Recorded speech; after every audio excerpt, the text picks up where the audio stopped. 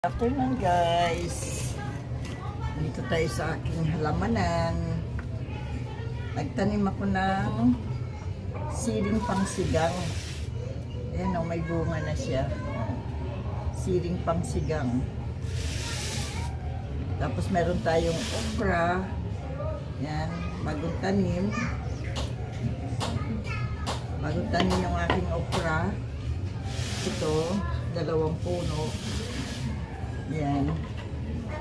Yan yung ating tanim na okra.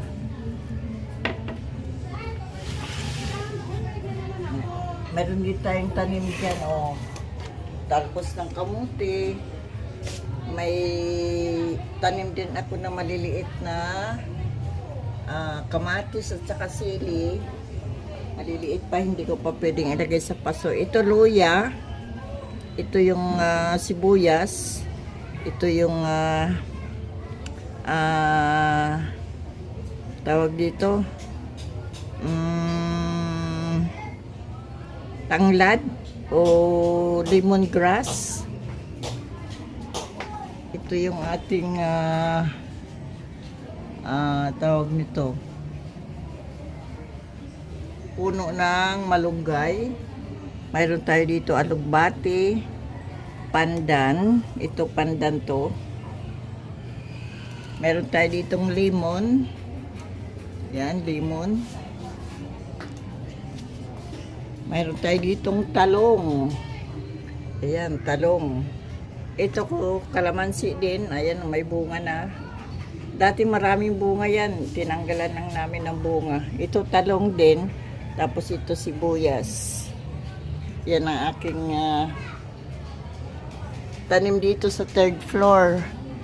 Ito, berries. Itong malaking ito ay berries.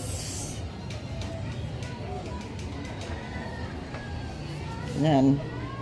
Yan ang pinagkakaabalahan ko dito sa terrace. Meron pa akong mga maliliit na kamatis. Ayan. Ayan o. Maliliit pa siya. Yan. Maliliit pa. Didigan muna natin. Tuyo-tuyo na siya.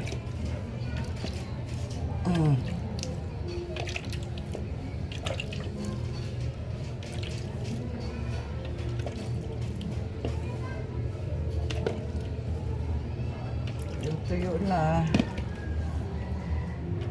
Kaya didigan muna natin. Yan. Oh.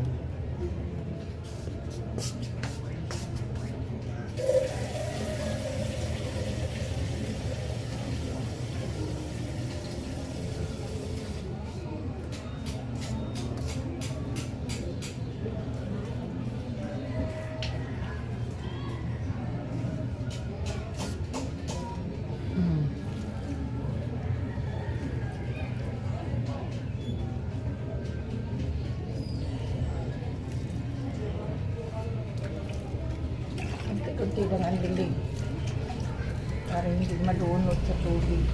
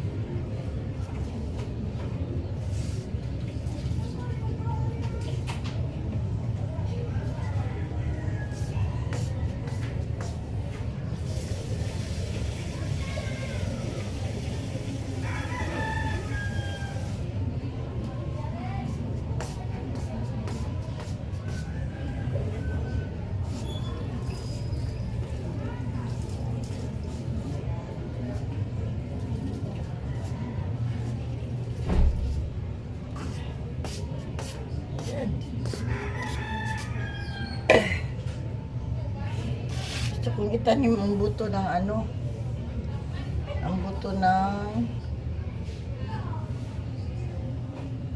tawag nito mangosteen. Alam ko kung may tutubo siya. Tingnan natin kung tutubo. Try lang natin.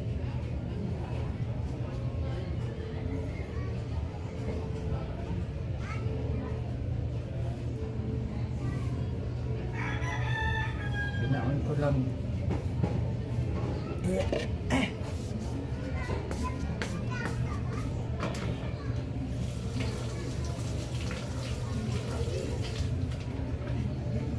Yan. Tapos,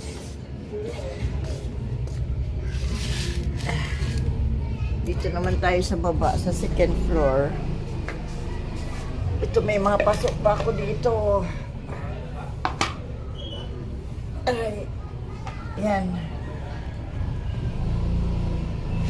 Wala pang laman yan.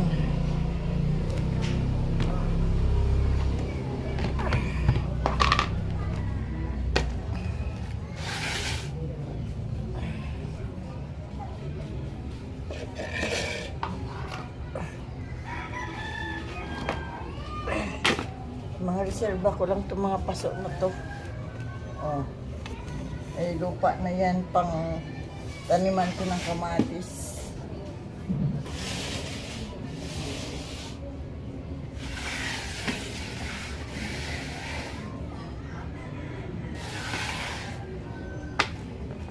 Pag malalaki na yung kamatis at saka sili, pag malaki na yung kamatis ko at saka sili, ano ko na, lilipat ko na dito sa paso. Yan.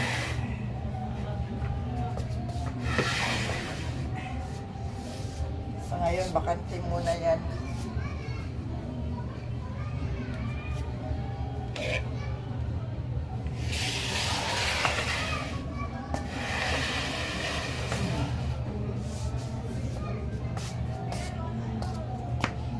Ay, hirap din magtanim. Para kahit papano, pag araw ng December, buwan ng December, dahil nagmamahal ang kamatis.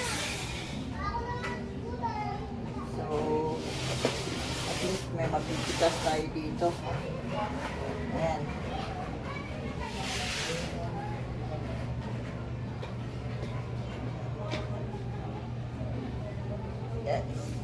Doon naman sa baba, sa second floor, meron naman ako doon tanim na mga bulaklak. Mga bulaklak naman ang tanim ko dito sa second floor. Madilim na.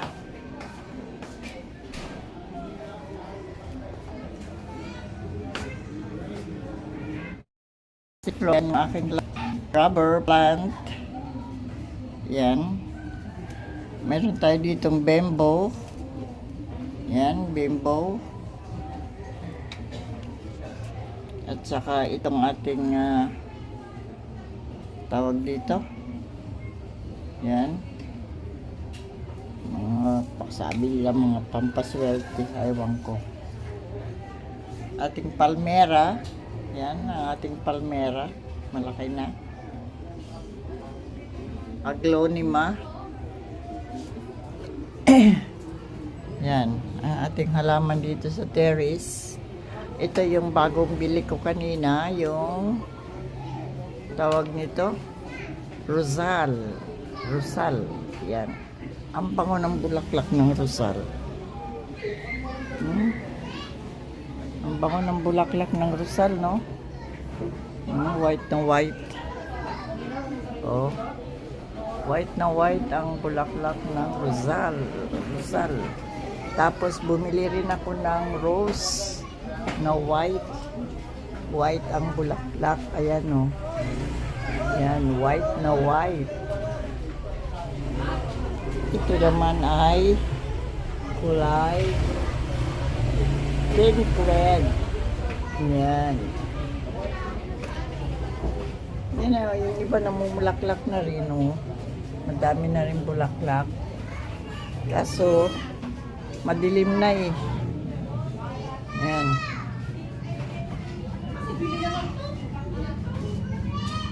Yan o. Yan. Ay, nako. Dito na nga tayo sa kwarto.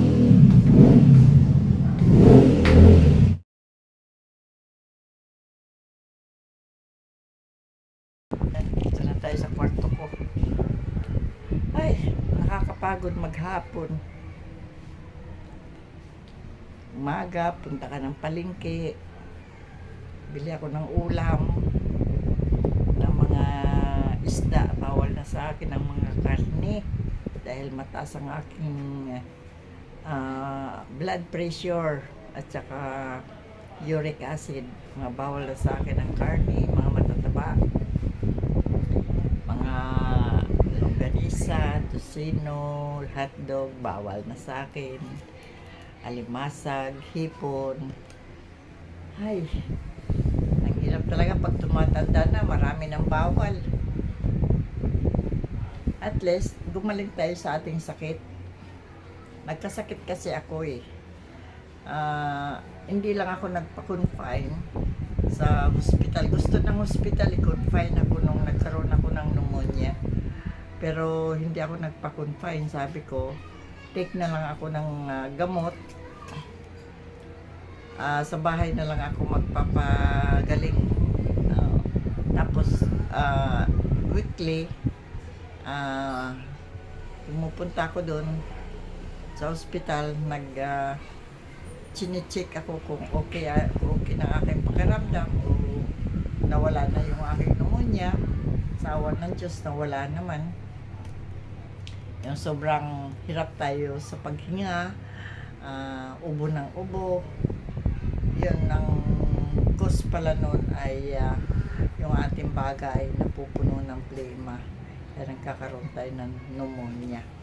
At least naagapan naman sa dami ng gamot na ininom ko. Mga antibiotics, 600 mg, 3 times a day. Tapos,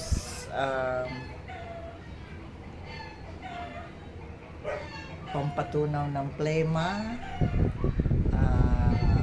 Tapos para sa aking high blood, meron akong maintenance sa high blood ko at sa aking uric acid. Pero ano lang naman ito, ang binigay sa akin ay 90 tablets sa aking uric acid. So that is 3 months. So titingnan uli after 3 months kung okay ng aking uric, stop ko na yung aking gamot. Pero yung aking sa blood pressure, kung mag-okay, dahan-dahan kong i-stop. Hindi bigla. Kasi mahirap pala pag tumatanda tayo tapos nagkakaroon tayo ng tumataas ang ating dugo. Nagkakaroon ng sa ating katawan, yung ating mga nerves, namamaga pag mataas pa lang ating blood pressure. So kaya kailangan may maintenance. Katulad ko na senior na, kailangan na ang maintenance sa high blood. Kasi mahirap na eh. Siguro kung doon sa probinsya kasi maraming herbal na iniinom doon. Tanglad, yung tanglad, pampababa ng hypertension o yung ating BP, yung ating dugo, tanglad, dahon ng mangga, dahon ng bayabas, dahon ng guyabano, dahon ng maraming kasi akong tanim doon sa probinsya. Kumplito ako doon eh. Mayroong parang gamot sa ubo, ang tawag doon. Marami akong doon. Yung may tawa-tawa, ang daming tawa-tawa doon sa garden ko. Napakahalaga pala ng tawa-tawa, no? Pwede rin pala yan kung may diferensya ka sa baga. Pwede rin pala inumin yun, gawin mo parang tsaa. Bukod sa dinggi, nakakagamot din ng dinggi yung tawa-tawa doon. Marami din ako doon na mga tumutubong pang ano sa gout, tawag nun, pansit-pansitan, marami yan doon. At saka yung tinatawag nilang paragis, yan, madami doon sa aking garden. Eh dito, wala ka naman dito makukuha dahil wala ka namang lupa dito, kundi ang lupa mo dito, yun lang tinatayuan ng bahay mo. So, sa terrace, doon ako nagtatanim. Doon ako dito sa second floor, dyan sa aking terrace, mga bulaklak. Doon naman sa taas, ang aking mga tanim ay mapapakinabangan tulad ng talong, kamatis, okra, sili, malunggay, alugbate, talbos ng kamote, lahat ng ano na kailangan natin sa pang-araw-araw na gulay. Yan, nagtanim ako doon sa terrace, sa paso nga lang. Sa paso lang ako tanim. So, malaking pakinabang yun. Dahil wala naman tayo dito taniman, at least doon sa terrace, makapagtanim tayo kahit sa paso lang.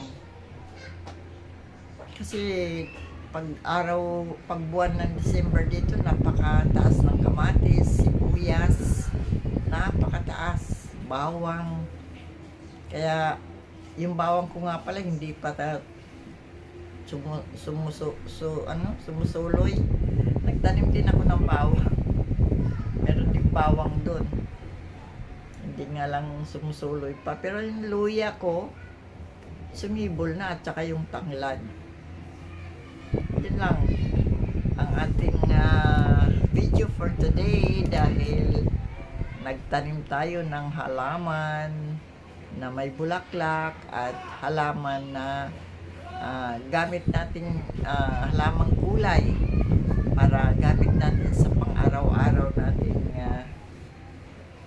pangangailangan, kaysa magtanim ng hindi naman natin napapakinabangan, kundi magtanim din tayo ng napapakinabangan natin. Yan nga lang, wala tayong ampalaya, wala tayong sitaw, wala tayong pipino. Pero pagdating na araw, pag okay na ang tanim ko dyan sa taas, magtatanim din ako noon. Hindi katulad sa probinsya na malawak ang lupa, nakakapagtanim ako doon sa aking likod bahay, sa harap ng bahay. Ayan, yun ang trabaho ko doon sa probinsya, magdamo araw-araw, magtanim kung anong dapat itanim na mapapakinabangan, hindi ka nabili ng bili sa pang-araw-araw. May kangkong, may alugbate, may saluyot, may okra, may sili, o talbos ng kamote. Saan ka pa, di ba? Hindi ka na bibili, kumplito ka na. Ang bibilhin mo na lang, kasi wala akong repolyo doon, walang carrots. Yun lang ang halaga. Pero pag ako nakapag-impinto ng taniman ng repolyo, magtatanim din ako doon. Kasi ang repolyo naman kailangan medyo malamig-lamig ang panahon. Doon sa probinsya, sobrang init.